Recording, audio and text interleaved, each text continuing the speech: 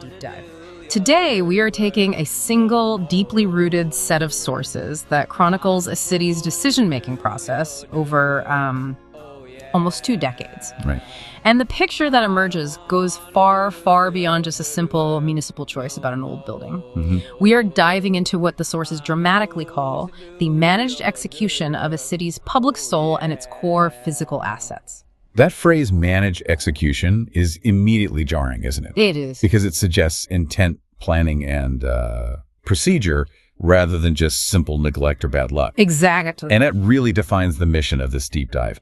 Our source material, and we're talking about formal investigative reports, council minutes, energy commission filings, financial projections. A huge range of documents. A huge range, spanning from 2005 all the way through 2027. And they don't treat the Sheboygan Municipal Auditorium and Armory demolition as an isolated, necessary event. Oh. They treat it as a deliberate, systematic, and procedural operation designed to achieve multiple interconnected goals. Right. It's presented almost as a comprehensive case study in how a city can systematically transition its core identity and its asset base. Yeah. The material gives us the receipts detailing the procedural steps, the specific financial data, and the long-term social and economic consequences. It's like an instruction manual, but in reverse. An instruction manual in reverse, that's a great way to put it. It's showing the mechanism for going from what they call a living municipality, a place defined by shared civic life, to a facility city. to a facility city, which they define as infrastructure serving specific external economic interests. Exactly.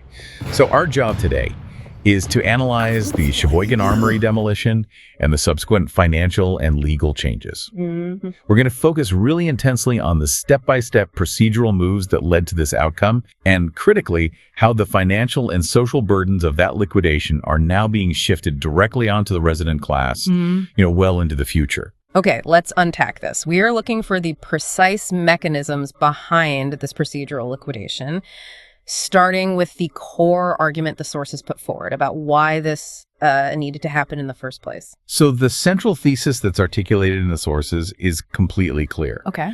The 2021 demolition of the Armory was not a reactive decision.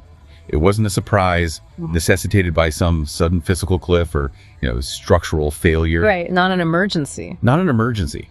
They frame it explicitly as a procedural liquidation. Uh-huh. This is the foundation we have to understand. The action was managed, executed, and strategic. And when we talk about strategy, we need to know the destination. What was the goal? Right. And the sources actually lay out 3 specific strategic objectives that this liquidation was designed to achieve. So this wasn't just about clearing space. It was about market control, aesthetic control, and ultimately risk transfer. That's entirely correct. The first objective was really focused on achieving market dominance for existing, heavily subsidized local assets. The goal was to, and I'm quoting here, eliminate public competition. Okay, so what was the competition? Well, the Armory was a massive 5,000-seat public venue, and the sources emphasized that its operating costs were incredibly low. We'll get to those numbers later, and they are stunning. They are. And so its continued existence threatened the profit margins, the subsidized margins, as the reports phrase it, of existing private assets that rely on high ticket prices or high rental fees.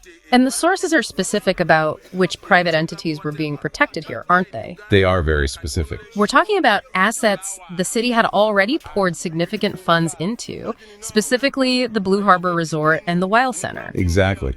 The Armory represented a viable, alternative public option for large-scale events, conventions, or sports that could essentially undercut the business model of those private sizzle assets. It prevented them from achieving the desired profitability for their owners. I mean, if the public has a cheaper alternative, the high-end private venues lose their market leverage. It's basic economics. Precisely. The goal was to neutralize that leverage. Then we have the second strategic goal, which was centered on maximizing the potential return on future elite developments. So looking ahead, The goal was to clear private views. The demolition was required to create what the sources clinically term a view buffer, deemed necessary for high-end lakefront residential or commercial redevelopment. a view buffer. A view buffer. That is a very sterile way of saying We need to remove this public building so that the future condos and luxury apartments can market unimpeded, highly valued lake views. That's exactly what it is. It immediately flags the shift in municipal priority from serving the existing population to accommodating future high net worth residents. And this is where the procedure immediately runs into some pretty old legal constraints, which the sources highlight repeatedly. Yes, the armory was situated right on the lakefront, and the demolition was meant to facilitate development. But it immediately invoked what the sources call the legal ghost of the public trust doctrine. The public trust doctrine. Which we were warned about. This doctrine is a crucial piece of constitutional law that governs lakefront property in Wisconsin, and its shadow complicates this entire strategy. Yeah, we absolutely need to hold on to that legal ghost because the sources suggest it's the weakness in the whole procedural edifice. It is. But the third, and maybe the most critical long-term objective of the execution was purely financial. Shift risk to residents. Right. This is where the municipal procedure becomes a direct transfer of liability. And the mechanism the sources identify for this transfer is the heavy reliance on tax incremental districts, or TIDs. TIDs. Can you just break that down for us quickly? Sure. We need to be specific about what a TID does in this context. A TID allows the municipality to secure debt to finance infrastructure improvements like roads, utilities, sometimes parking structures, specifically for a new development. Okay. And the promise is that the future property taxes generated by that new development will pay off the debt over a 20 or 27-year window. So, if the development succeeds, the debt is paid off by the new property owner's taxes. But what if the development fails? Or takes longer than expected? Or if the property values just don't materialize as predicted? Who pays the debt then? Exactly.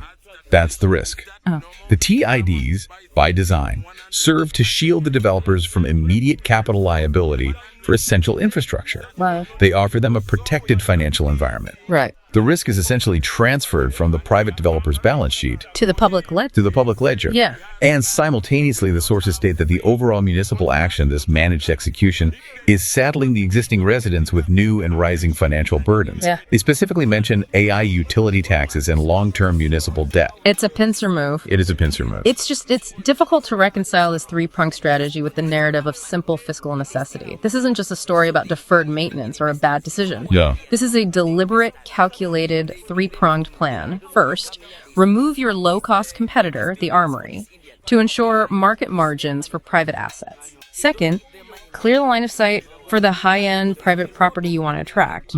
And third, use TIDs and new taxes to make sure the current residents are the ones holding the bag for the associated risks and these massive specialized infrastructure costs. The analogy holds up entirely. The demolition was a necessary precondition, not a cost-saving measure. It was systematically removing the functional competition and clearing the legal and aesthetic path before the new, highly capitalized private development could even be conceived. And then locking in the way to pay for it. And then immediately locking in the mechanism to ensure the current tax base covered the associated infrastructure expenses. So now we move from the high-level strategy to the actual mechanics of the execution. And this timeline, which the sources meticulously document, it reads like a step-by-step instruction manual for how to take a viable, highly functional public asset and systematically render it officially legally unviable. Here's where it gets really interesting. We have a multi-phase timeline showing exactly how this vulnerability was created over more than a decade. This procedural timeline is the strongest evidence the sources offer to support that claim of managed execution. It really demonstrates intent and sequencing, starting years before the actual wrecking ball ever arrived. Let's start with phase one, the Trojan horse phase, running from 2005 to 2014. Right. The sources pinpoint the initial, seemingly innocuous administrative act of weakening the armory. The city leased the building, a facility of great capacity and civic importance, to a group called Spaceport Sheboygan. And the rent. The rent was a token $1 a year. $1. That $1 lease provided the administrative cover. And critically, under the guise of creating functional exhibit space for the spaceport, the city permitted the removal of a massive, vital piece of the building's infrastructure. The bleachers. The 5,000-seat NBA-quality telescopic bleachers. By allowing this removal, they functionally eliminated the building's identity and its public utility as a major sports, convention, or performance venue. It was an act of hollowing out the structure's purpose. It was. It's hard to overestimate the impact of removing those bleachers. A 5,000-seat capacity transforms a building from a community hall into a regional asset. Absolutely. By removing that capacity, they instantly downgraded its economic potential and its ability to compete regionally, which fulfills that first strategic goal we just discussed. Exactly. They neutered its market function. Right. But the sources then layer in what they call intentional damage. Okay. During this same period, the sources detail specific instances where the city allegedly allowed damaging industrial activities to take place on the main athletic court, which they note was described in prior reports as, like, new. And what kind of activities are we talking about? The activities cited were industrial boat maintenance and vehicle washing. Wait, boat maintenance Right. and vehicle washing on a massive wooden basketball court. That seems bizarre for a public facility, even if it was leased to a science group. It does. And the sources assert this wasn't mere administrative oversight. They claim this was the calculated action that intentionally created the minor damage used later to claim the building was dilapidated and structurally compromised. Wow. You systematically weaken the primary function by removing the bleachers, and then you introduce controlled, damaging industrial processes specifically to create the visual and structural evidence necessary to declare the asset failed and unsalvageable years later. It's the manufacturing of the official narrative. That's the claim. That detail is chillingly specific and highly procedural. Okay, now let's fast forward a decade. The sources point to phase 2. The kill shot, dated precisely to June 1st, 2015.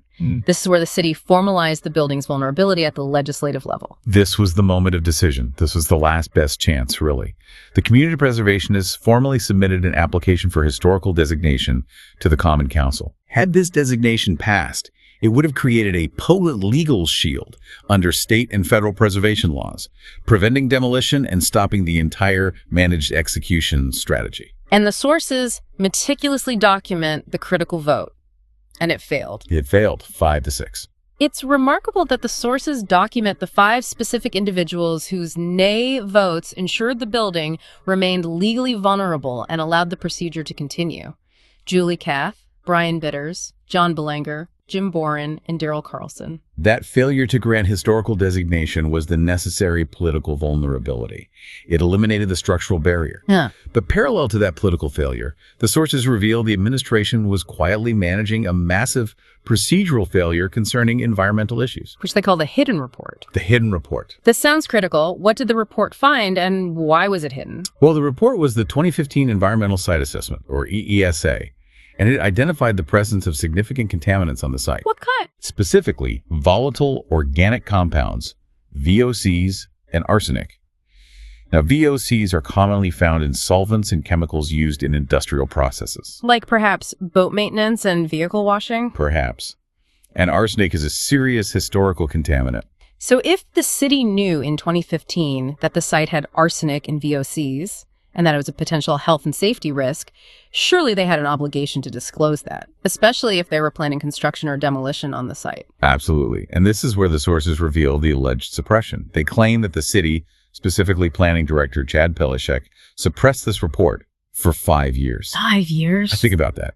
5 years of public debate, political maneuvering, and community engagement took place while the city was allegedly sitting on documentation detailing a serious environmental liability. And what was the ultimate timing of the release? When did the public finally learn about the arsenic and VOCs? The sources note that the city only notified the Department of Natural Resources, the DNR, in October 2020. And that was after the building was already physically in the process of being crushed. Wow. This timing releasing details of the environmental liability after the asset was irreversibly destroyed is a key piece of the procedural evidence demonstrating calculated control over the narrative and the legal timeline. By 2018, we move into phase 3, the expert pivot. The community preservation effort was fighting hard, symbolized by the Armory Community Project, or ACP, and this group was led by a recognized professional, Jennifer Lurk, of Legacy Architecture. Yes, and this phase introduces a fascinating procedural element, what the sources call the manufacturing of consent through professional acquiescence. Meaning what? The leader of the preservation effort, Ms. Lurk, was a professional architect whose own firm's studies had previously ranked the armory as a top-tier historic asset. So she had the credibility. She had the credibility, the professional documentation, and the expertise to defend the building on multiple grounds. She had the evidence to stop the demolition. Yet the sources describe a highly unusual moment in packed council chambers. What happened when she was asked to defend the building? The sources report that when the expert leadership was called upon to defend the building, to use their expertise to make the historical, structural, and social case against demolition, they offered no positive defense. No positive defense. Which doesn't mean they argued for destruction, but that they failed to articulate a compelling argument for preservation. They essentially withdrew the intellectual justification for the ACP's entire effort. That silence coming from the leader of the preservation effort is extremely powerful politically. Why would the sources emphasize that silence so much?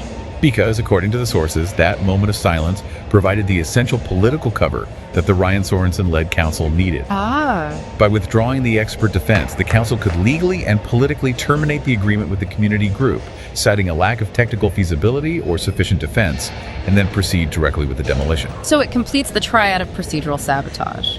It does. The internal weakening with the bleachers and the damage. The external political refusal with the 2015 vote. And finally, the manufactured consent from the expert silence. If we synthesize this multi-year timeline, the procedure was an elaborate, layered attack. It began with administrative acts of physical sabotage and capacity reduction, moved to a political decision to reject protection, and concluded with the intentional withholding of defense and the suppression of critical environmental information. It was an 18-year setup designed specifically to make the ultimate demolition look like a foregone, fiscally and structurally necessary conclusion. The critical insight from this entire procedural section is that the demolition was not a point-in-time failure. It was the final, inevitable culmination of sequenced, deliberate steps designed to neutralize the asset's function and legal protection years in advance. Now we move to the financial argument, and this is where the sources directly challenge the city's prevailing narrative. In these municipal decisions, the talking point is almost always framed around fiscal responsibility. But the sources completely refute this by holding up the city's own ledger and demonstrating a truly stunning disparity in costs. This section reveals the heart of the source's claim of financial illogic, or what they frame as financial fraud. They perform a direct comparison they call the trade, the cost to keep the asset operational versus the cost to destroy it and clear the land. Okay, let's start with the cost to keep it functional, which was the number frequently cited as fiscally unsustainable. The sources state that the annual operating cost to keep the armory as a functional hub was a mere $19,920 per year. $19,000. That number, $19,920, is remarkably low for a building of that size, a 5,000-seat venue. It's tiny. It suggests the building was structurally sound and only required minimal utilities and janitorial maintenance. This was the cost the city deemed too expensive to sustain a piece of public infrastructure. Okay, now compare that figure to the demolition bill. What did that cost? The sources reveal the city spent $355,574 in a single afternoon simply to crush the asset and haul away the rubble. Over $350,000. And that figure, critically, does not include the long-term environmental remediation costs now associated with the suppressed VOC and arsenic findings. Which we still don't know the full extent of. We don't. So the raw financial irony, according to the sources, is profound. It is. The demolition bill alone represented 18 years of operating budget. 18 years. They decided that spending $19,920 annually, a cost easily manageable within a city budget, was fiscally irresponsible, only to turn around and spend nearly 2 decades worth of those operating costs in one fell swoop to liquidate the very asset they claimed was too expensive to maintain. I find it difficult to reconcile these numbers. Is the source suggesting this was a legal fraud, or are they suggesting a gross misuse of public funds based purely on the financial illogic of the trade-off? They lean heavily on the latter. The sources argue that the actions may have been procedurally legal, but the stated fiscal rationale completely dissolves when you juxtapose those two numbers. Right. If the goal was truly to save public money, the action taken was wildly counterproductive over any short to medium-term horizon. It was a massive capital expenditure justified by the elimination of a minor operational cost. But the financial critique doesn't stop with the trade-off. It extends to the subsequent financial expansion of the municipality, detailed in the municipal bloat section. Right. The narrative was that the city needed to cut costs because it couldn't afford $19,920 a year for a public venue. Can't afford it. Yet the sources detailed the subsequent 2026 city budget, which ballooned significantly, demonstrating that the appetite for spending was clearly still present, just redirected. How large was that expansion? What did the budget grow to? The 2026 budget grew to an astonishing $189.8 million. Wow. And that growth wasn't marginal. The increase represented a 4.95% increase in the overall municipal budget, and this growth included a significant tax levy hike of 2.55% imposed on the very resident class, who were supposedly the beneficiaries of the fiscal responsibility shown by the Armory's demolition. This cost disparity is the profound point. The money supposedly saved by destroying the $19,000 public asset was immediately and massively overshadowed by a nearly 5% expansion in the overall municipal budget, accompanied by a tax hike. Where exactly did the sources find that contradiction? Where did the money go? The sources indicate that a large portion of that ballooning budget, that 4.95% increase, was allocated to debt service tied to new infrastructure and lakefront projects. So the very projects the demolition was supposed to enable. Precisely. It went into specialized staff, planning, and debt mechanisms related to TIDES and the new sizzle assets. Yeah. It was a massive redirection of public resources, away from maintaining existing public value and toward creating infrastructure for future private interests. So the $19,000 cut was purely symbolic political cover. That's the argument. The subsequent financial reality, the massive budget growth, suggests the original motivation was never about cost reduction for the taxpayer, but about creating space and shifting assets to enable larger leverage spending elsewhere. The demolition wasn't an act of thrift. No, it was an expensive precondition for a shift in governance philosophy toward becoming that facility city. Yes. The liquidation of the financial and physical asset is only part of the story. The sources spend significant time detailing what was lost beyond the structure itself, what they call the loss of the public soul. This includes a major overlooked civil rights milestone and the systematic hollowing out of the city's educational infrastructure. And this moves the analysis from procedure and cost to morality and legacy. The Armory was not simply a large, cheap venue. It was a site of profound historical significance. And the sources highlight a critical, little-known event, the 1942 Civil Rights Milestone. Yeah. What exactly happened there in 1942? On November 25, 1942, the Armory hosted a professional basketball game between the Sheboygan Redskins, which was a regional team, and the Chicago Studebakers. This detail, according to the investigative report, carries massive historical weight. The sources assert that this specific game represented the first full-scale racial integration of a major professional league in American sports history. That timing is astounding. We often credit the integration of baseball, specifically Jackie Robinson, as the start of major professional integration. Exactly. And this game at the Armory occurred 4 full years before the NFL integrated and a full 5 years before Jackie Robinson broke the color barrier in Major League Baseball. 5 years before. The Armory wasn't just a venue. It was a silent, physical monument to a pivotal moment where segregated sports boundaries were fundamentally crossed. This history was literally contained within its walls and floors. So what was the fate of this profound historical landmark under the managed execution strategy? The sources detail the liquidation of these physical historical elements. We know the building was demolished, but what about the artifacts? Well, there was a gesture toward official remembrance. The 1941 cornerstone, a purely symbolic marker, was saved for a museum. Okay, so that's something. That's commemoration. But the more chilling detail concerns the bleachers. The very seats where the crowds watched that racially integrated game, a physical part of this civil rights landmark. And their fate. The sources state that the bleachers were literally cut into tables for 3 sheep brewing. They were what? Cut into tables for a brewery. The physical memory of a major moment in American history, an asset of significant national importance, was not preserved or displayed. It was commodified and repurposed as commercial, upscale brewery decor. The history was reduced from a monument to a novelty. That's it. To think that the seats where that first racially integrated professional game was played are now just brewery tables. Yeah. That feels like a profound moral cost the sources are trying to quantify. It is. It's the replacement of shared civic memory with private commercial ambiance. And that profound social liquidation went beyond sports history. It extended into the core of the city's educational function, detailed in the hollowing of education. Right. This focuses on the systemic dismantling of the UW Sheboygan campus. The UW Sheboygan campus had long served as this local, accessible, middle-class educational anchor. What state is it in now, according to the sources? The sources state that as of late 2025, the UW Sheboygan campus is functionally abandoned. Functionally abandoned. The loss of the armory coincided with a systemic withdrawal of investment from this critical community college structure, which traditionally offered an affordable, commuter-based pipeline for local high school graduates. But this educational vacuum wasn't left empty, was it? It was replaced by a fundamentally different model, specifically Lakeland University's shuttle loop. The sources describe this as a mechanism that processes students directly into structured corporate co-ops. This is a crucial distinction.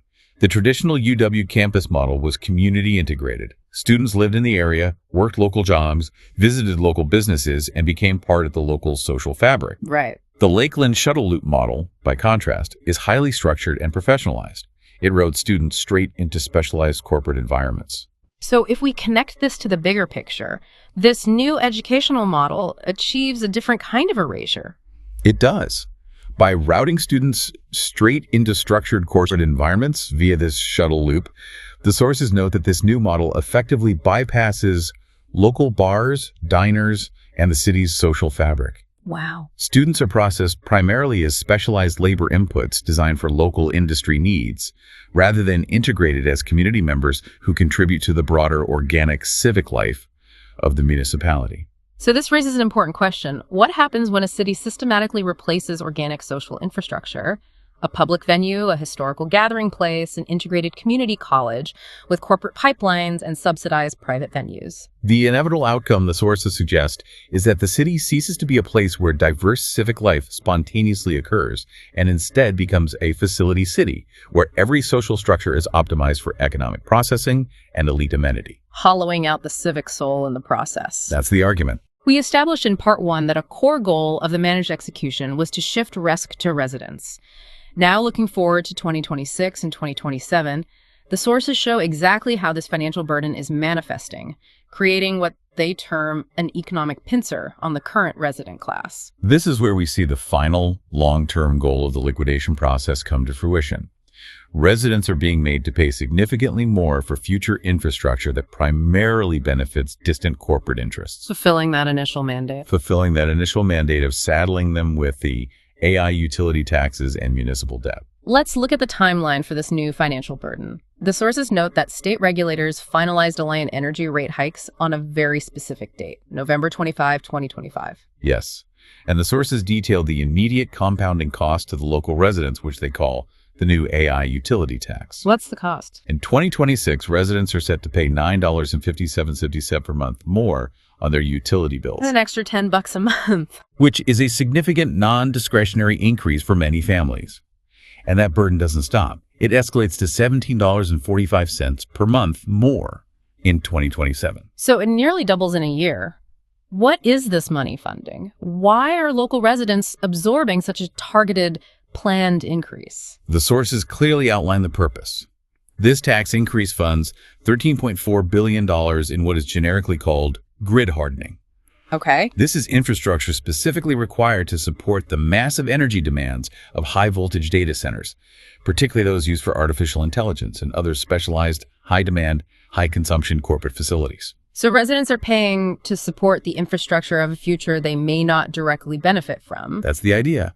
But the sources also mention a secondary financial squeeze. It's not just paying for the future, it's also paying for the past. How so? The pincer metaphor is apt because residents are being squeezed from two directions simultaneously.